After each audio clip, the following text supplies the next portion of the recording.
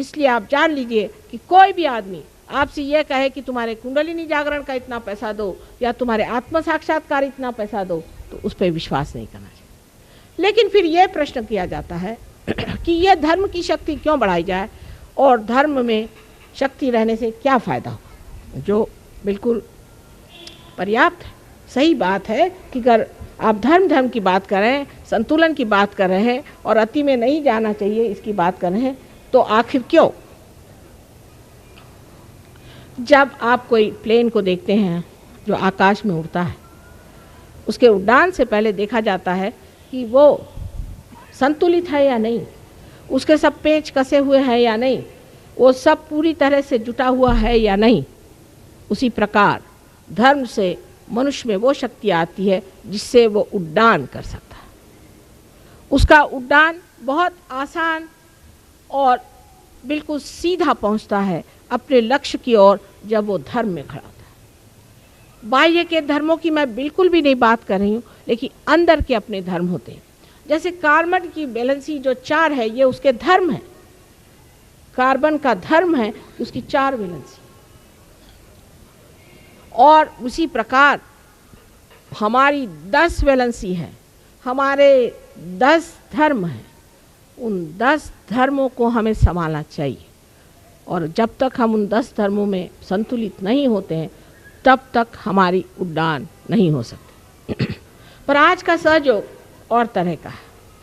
इसमें पहले तो ये होता था कि चक्रों की सफाई की जाए, हर एक चीज़ को धर्म में बिठाया जाए, ज़बरदस्ती उस शिष्यों को काफ़ी उनकी परीक्षा ले करके और उनसे बताया जाता था कि अच्छा भाई तुम ऐसा करो कि पहले अपने को धर्म में उतारो, फिर यम में आओ, फिर ये करो। अष्टांग योग होते थे। लेकिन हमने ये विचारा कि ये बड़ी कठिन बात है। आजकल की इस कश्मकश की ज़िंदगी में बड़ा मुश्किल है इंसान के लिए कि वो बैठ करके अपने चक्रों को साफ करे और ध्यान करते बैठा रहे घंटों, या जंगलों में घूमता फिरता रहे, और उसकी कोई ज़रूरत मैं तो महसूस कभी नहीं करती।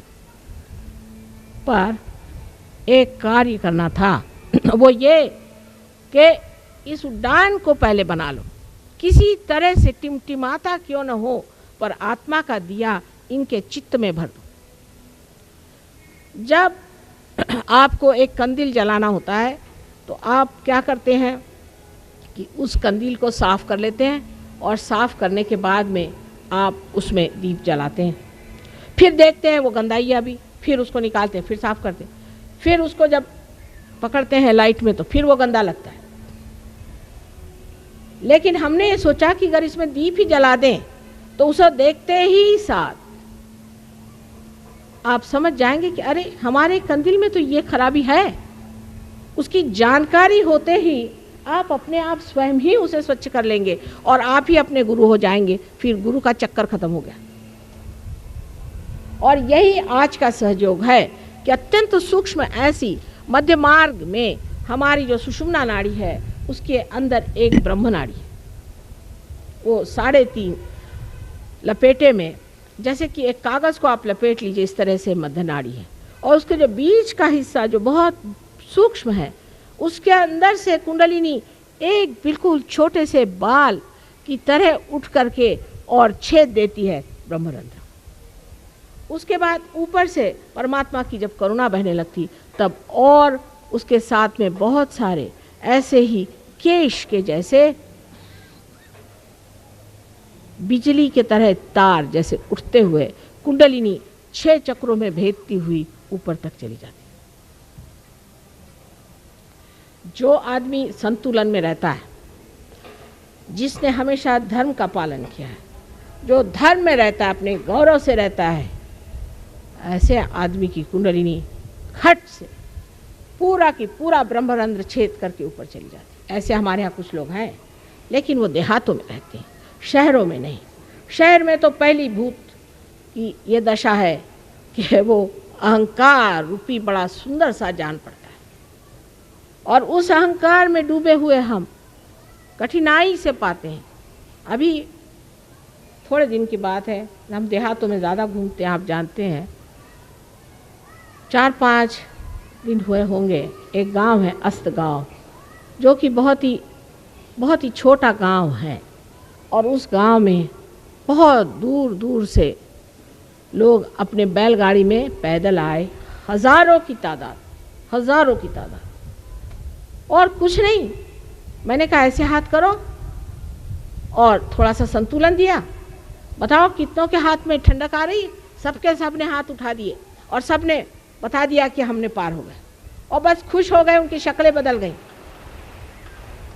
अब लोग कहते हैं कि माँ आप तो देहाती लोगों को ज़्यादा पसंद करती हैं, और जो मराठी में कहते हैं जेकार आंजले गांजले उन्हीं को आप देखती हैं, और जो धड़धाकट है उनको नहीं जानती। मैंने कहा भाई धड़धाकट तो कोई परमात्मा की ओर तो आए।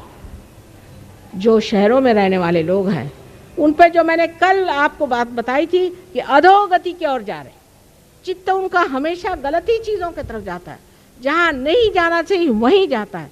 उसकी वजह यह है कि हमने अपना जो मार्ग लिया हुआ है वो उल्टा है। इसको उलटना चाहिए, इसको ऊपर की ओर लाना चाहिए, ऊर्ध्व गति में जाना चाहिए। सो कैसे?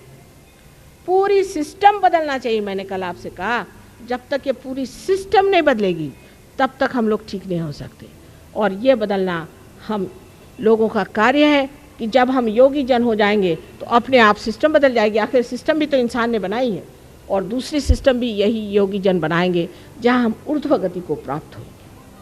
इस ऊर्ध्व गति को प्राप्त होने से आप सत्य को जानेंगे।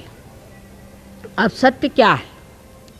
सत्य एक छोटी सी व्याख्या में कहा जा सकता है कि सत्य यह है कि आप आत्मा हैं। आप अहंकार, मनोविकार, शरीर आदि कुछ भी नहीं, आप स्वयं आत्मा हैं। ये परम सत्य, और इसको जानने के लिए आपको आत्मा होना पड़ेगा। जब तक आप आत्मा नहीं हुए तब आपके लिए हर एक चीज़ जो बेकार है वही आप है। आपका मकान है, आपका ये है। जब तक आप ये कहते कि ये मेरा है तब तक आप वो नहीं है। जब तक आप कहते हैं कि मेरी मोटर है, माने आप मोटर नहीं है। लेकिन जब आत्मा आप हो जाते हैं तो आप कहते हैं माँ मैं आत्मा हूँ, मैं आत्मा हूँ। ये सत्य। लेकिन जैसे ही सत्य हमारे अंदर प्रकटित होता है तब हमारे चित्त में क्या परिवर्तन हो जाता है?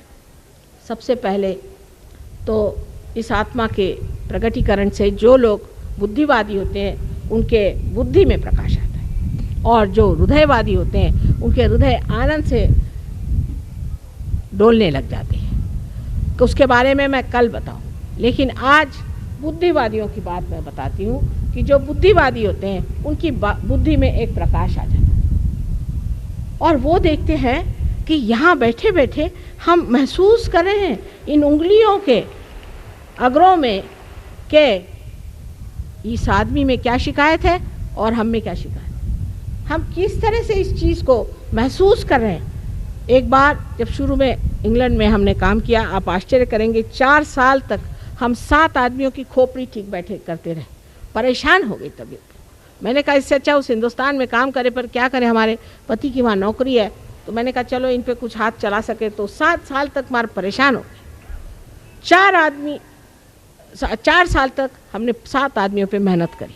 लेकिन उस वक़्त एक साहब जब वो पार हुए तो उन्होंने कहा कि आप कहते हैं, उनको तो विश्वास नहीं होता ना कि यहाँ बैठे बैठे आप सामूहिक चेतना में जागरूक हो जाते हैं, और ये सामूहिक चेतना आपके नसों पे प्रदर्शन देती है, उसकी प्रचिति देती है।